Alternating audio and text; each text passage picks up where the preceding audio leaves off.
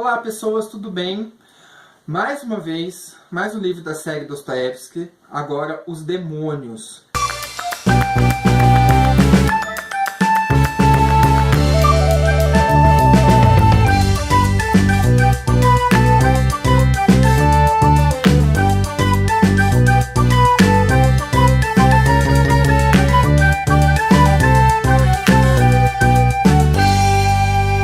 Os Demônios, eu não lembro, eu não encontrei a data de que foi publicado, mas eu coloco lá nos comentários depois. Não fala nem no pós-fácil e nem aqui na ficha catalográfica. Isso eu acho uma falha. Vamos aproveitar e fazer uma reclamação? Vamos!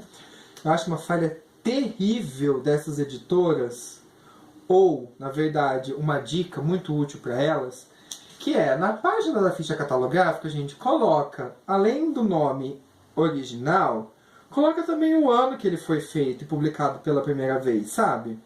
Ajuda, gente. Porque às vezes você tá lá na livraria e fala assim, quero ler o primeiro livro do Dostoiévski. Aí você começa a pesquisar e vai vendo aqui atrás, belezinha, você acha. Ou então, lá no fundo, coloca uma lista, a coleção, sabe? Ajuda a gente, que fica mais legal. Mas assim, o objetivo desse vídeo é falar um pouquinho do livro, mas eu não vou fazer uma resenha, porque o livro é grande e não é muito legal. Eu não estou gostando, não gostei muito de ler ele. Falta um capítulo, mas eu vou fazer já, porque eu não sei se eu vou abandonar ou terminar de ler o livro. Talvez, quem sabe, no final do livro, que o negócio fica mas até então tá meio chato, tá? Só que assim, mais uma vez, eu deixei para ler o pós-fácil no lugar dele, depois da obra. Só que como eu estava achando muito chato, eu resolvi ler antes. Falta esse tantinho para eu ler. Não falta muito. Eu acho que a história não vai mudar muito pelo que eu vi no pós-fácil.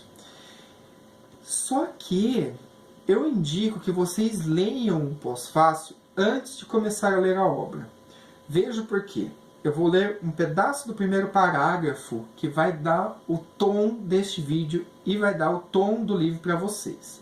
Seguinte. Detalhe. Ele foi traduzido pelo Paulo Bezerra e o pós-fácio desse livro também é desse Paulo Bezerra. Tá? Ele diz o seguinte.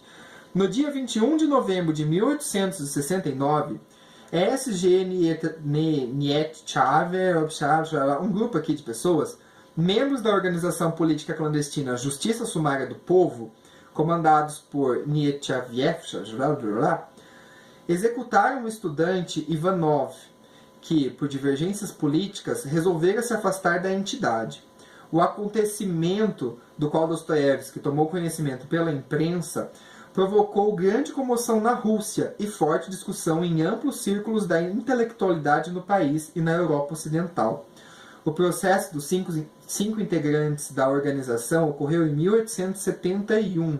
Foi amplamente divulgado pela imprensa russa e estrangeira, tendo sido, aliás, o primeiro processo por crime político debatido pela imprensa russa. Dostoiévski acompanhou atentamente seu desenrolar pela imprensa. Portanto, a gente ficou sabendo aqui pelo pós-fácil que, mais uma vez, Dostoiévski se apoiou num acontecimento cotidiano, não rotineiro, obviamente, a gente não mata gente por divergência política à torto direito, pelo menos naquela época, né? Hoje em dia, se você sair com uma camiseta diferente, uma passeata diferente, você toma pedrada, não é mesmo? O brasileiro está tão tolerante com a opinião dos outros. Fechando parênteses. Mais uma vez, Dostoiévski pega um acontecimento cotidiano e transforma numa história. Aqui, se você não viu o vídeo desse livro aqui, ele é maravilhoso, eu indico muito, bem melhor que Os Demônios. Nesse daqui, o Dostoiévski tinha visto uma notícia sobre uma mulher que se suicidou agarrada a uma santa. E a partir disso ele faz uma narrativa fantástica na visão do marido dessa mulher e como foi a reação dele ao contar pra gente a história do que aconteceu e como ele reagiu ao acontecimento. Certo? Certo. Aqui, portanto, é mais ou menos a mesma coisa. O Dostoiévski viu lá o acontecimento, mataram uma pessoa por divergência política. E além disso, ele tinha toda a experiência de viver em grupos intelectuais que pensavam questões políticas sobre a Rússia. No último vídeo que eu fiz sobre um pequeno herói, eu falei que ele foi preso, condenado por conspiração contra o governo. E no último momento, quando a arma estava apontada para a cabeça dele, a pena dele foi mudada de morte para serviços forçados na Sibéria. Lembra? Ok. Então ele já tinha toda essa experiência. Depois dessa experiência no cárcere, ele escreveu alguns livros específicos sobre esse. Se eu não me engano, Memórias do Subsolo, e tem mais um que eu sempre esqueço o nome. E resolveu, como o Paulo Bezerra diz aqui no Pós-Fácil, escrever um livro no qual ele critica e coloca toda a sua opinião a respeito desses movimentos de esquerda que afloravam e afloraram na Europa, na Rússia, naquele momento. Como ele já fez parte de um grupo e estava observando, ele pensou que aquele seria o momento exato de ele colocar no papel toda a sua experiência, vivência e opinião, principalmente opinião, experiência e vivência nem tanto. Quando eu comecei a ler o livro, eu já sabia dessa questão dele ter sido preso e quase ter morrido na sentença dele. Só aí o que aconteceu? Eu comecei a ler e achei que era uma crônica a respeito de sua experiência com o grupo. Eu meio que confirmei essa visão quando li o Pós-Fácil, justamente essa frase que li para vocês. Só que assim, não é exatamente uma descrição de como o seu grupo, o grupo que ele fazia parte, que foi pego e condenado, né, a descrição deste grupo, mas sim toda uma narrativa em volta de uma notícia do jornal, no qual ele aproveitou para dar as suas pinceladas. A gente vai acompanhar logo no começo do livro a história do Stepan Ivanovich, acho que é isso, Stepan alguma coisa, que é Stepan Trofimovich, que é um senhor, mais pra frente, ele já está mais velho, mas não muito mais pra frente, que é um senhor culto, que se acha perseguido pelo governo a todo momento. Ele acha que é aquele cara que tem a super opinião de esquerda, que se o governo descobrir, ele vai ser pego e morto. A gente entra no cenário, entra na história com essa informação. A gente sabe que Stepan tem toda essa mente revolucionária, tal, mas fica ali no canto. Ou seja, aquele cão que desconfia, ladra e não morde. Entendeu? Isso. Além dele, nos é apresentado a sua relação com uma mulher chamada Varvara. Ele foi professor do filho dessa Varvara, o Nikolai, e ficou muito próximo dela durante muito tempo. Ele é praticamente um serviçal dela.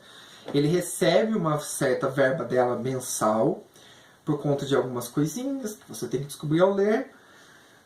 E, além disso, ele é muito amigo e tem um conflito interno se ele é ou não apaixonado por ela. Mas, na minha opinião, ele é homossexual. Porque ele tem todos uns trejeitos, ele mistura francês com russo, aqui na tradução, obviamente, que é francês com português. E a impressão que eu tenho, quando eu li... Isso aqui é o próximo vídeo, tá? O Retrato da Dorian Gray, do Oscar Wilde. Os trejeitos na Inglaterra do século XIX eram condenados. Eu imagino que na Rússia, se é condenado até hoje, lá ser homossexual é crime. Imagine no século XIX.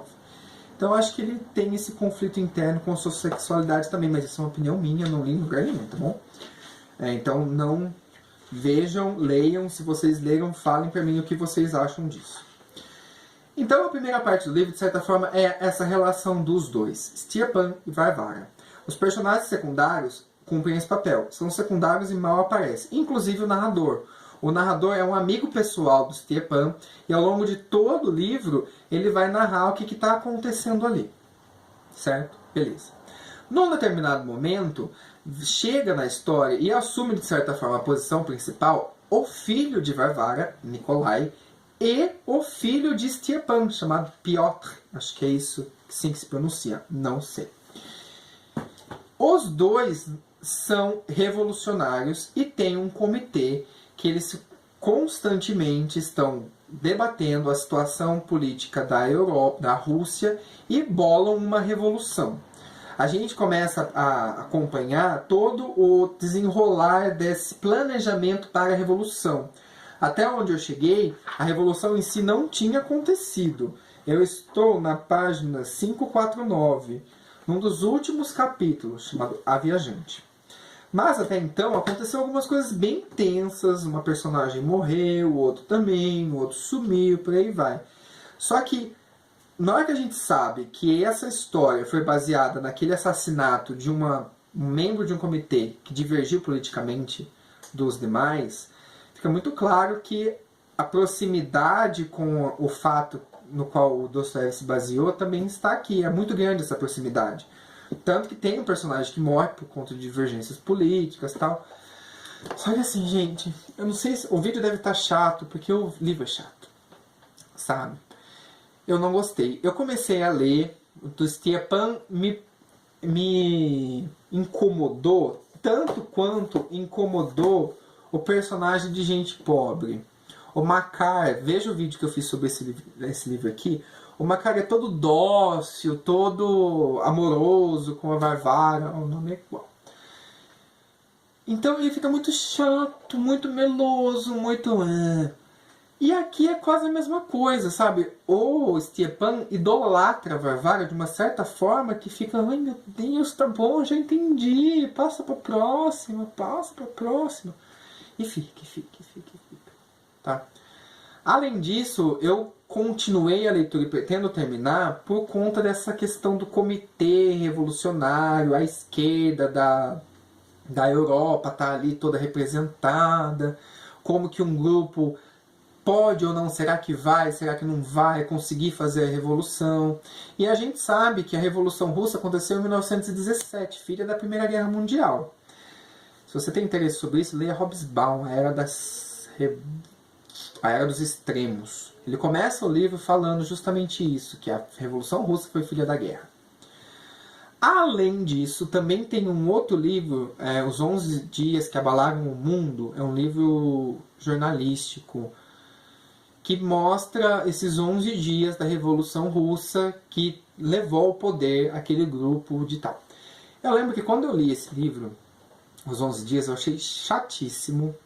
Não pretendo ler de novo, porque eu não gosto de reler alguns livros.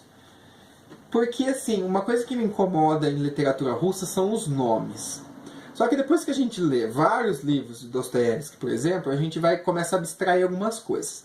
Você já entende que Stepan Petronovich, ou sei lá o nome dele, você já começa a ficar com só o primeiro nome na cabeça. Stepan, ou as variantes do nome que às vezes aparecem. Dostoiévski usa muito isso. Eu imagino que seja uma coisa da cultura russa. Tem, por exemplo, um nome e depois tem um apelido amoroso e um outro apelido. Sabe? Tem umas coisas assim. Então você começa a abstrair, certo? O livro, assim como os demais, não é difícil de ler. A questão dos nomes, você abstrai e já assume. Ah, esse nome todo é esse. Então você pula o sobrenome. Eu, pelo menos, faço isso, tá? Eu vou pulando o sobrenome.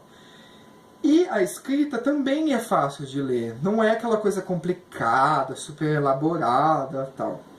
Então a indicação fica para quem gosta da revolução, da história russa, da Revolução Russa, porque ela traz um olhar anterior à revolução que a maioria conhece. Ela mostra meio que as revoluçõezinhas, os grupos incipientes, acho que posso dizer assim, não é? Os grupos incipientes que tinha na Rússia e que já começavam a se opor ao sistema e se incomodar com o sistema e planejar algo diferente. Eu vou terminar de ler, eu acho, o livro, e se eu terminar, eu volto para dizer se mudou ou não a minha opinião. Ou eu volto para dizer, ou eu coloco lá nos comentários, certo? Mas assim, não gostei do livro, por conta desses motivos que eu coloquei, mas é interessante por esses outros motivos também, para ver como que essa revolução de esquerda acontecia. Além disso, tem uma coisa interessante. Eu imagino que tenha dois mundos paralelos aqui, que mostra o velho e o novo.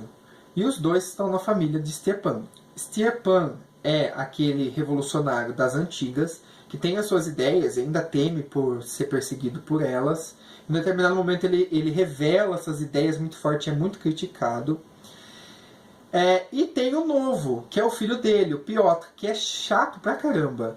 O personagemzinho chato, mas tipo, Dostoiévski é maravilhoso em criar personagem chato, porque a gente pega um ódio de um personagem, que eu acho isso sensacional no autor. Além disso, o título... Nossa, quanto além disso, né? O título do pós-fácil chama Um Livro Profecia, é isso? Vamos pegar pra gente colocar bonitinho aqui. Um Romance Profecia, assinado pelo Paulo Bezerra. Porque assim, quando o livro foi publicado, nos conta Paulo Bezerra que ele foi muito criticado pelos movimentos de esquerda e que alegavam que o Dostoiévski era retrógrado. É isso? Ele até diz que um tal de Nietzsche... Não. Mentira. Ele até cita aqui um dos cabeças dessa esquerda russa e fala justamente que foi retrógrado. Eu imagino que o Dostoiévski seja tão retrógrado na crítica da esquerda quanto Stepan é na história do livro. Então eu achei isso interessante. Mostra muito bem os conflitos de geração. Enquanto uma pessoa tem as ideias e fica com medo de expor essas ideias, que é o caso do Stepan, o outro, o novo, o filho dele, parte para a ação de uma forma meio brusca. Né? Tanto que tem a morte de um personagem por conta de divergências políticas. Até onde eu cheguei, já morreu um personagem, o outro vai morrer, será? Não sei. Mas assim, tem esse conflito de gerações e engajamentos políticos diferentes, sabe? Isso me lembra muito o livro do Giuseppe Tommasini, que veio na tag, O Leopardo.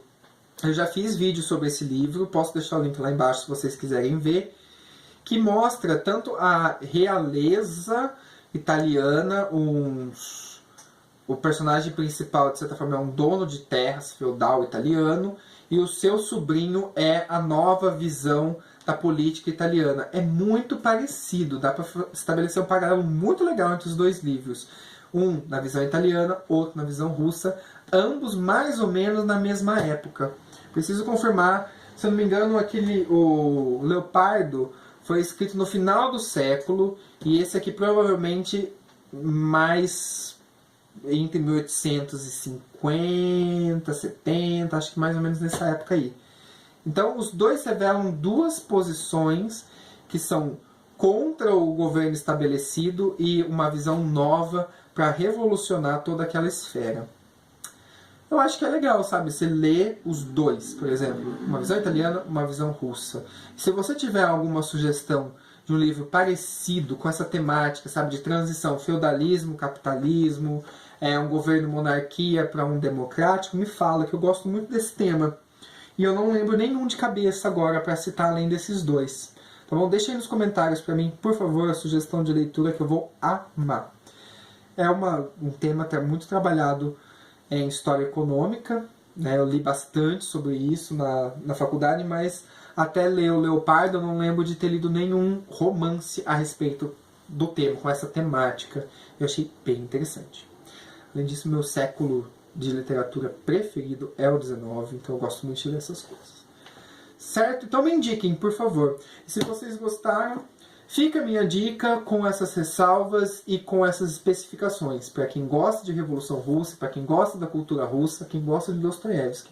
Eu achei o livro enfadonho, mas revela muita coisa interessante sobre a cultura e a política e a visão política russa. O próximo vídeo, agora sim, o último, será dos irmãos Karamazov. Eu já fiz um texto no site do canal Marca Página sobre esse livro aqui, no qual eu coloquei várias citações que eu achei interessantes sobre a visão dele da religião, da mulher, entre outras coisas, da psicologia principalmente. Dá uma olhadinha lá, eu vou fazer propaganda desse texto lá no próximo vídeo. Então, eu vou fazer a mesma coisa com esse daqui, tá? Vou tentar fazer. Eu selecionei algumas citações interessantes. Se eu não fizer um texto, uma resenha sobre o livro, pelo menos as citações eu vou colocar lá, e aí eu coloco o final e digo se eu gostei ou não gostei. Quando eu fizer o texto, quando eu terminar de ler, eu volto nesse vídeo aqui, se ele não for publicado ainda, e coloco o link ali embaixo na descrição. Então dá uma olhadinha lá. Se já tiver o link, você pode acessar o site e ler o que eu achei do final. Além disso, lá tem outros textos. Acesse assim mesmo. Tá bom? Então é isso, gente. Tchau!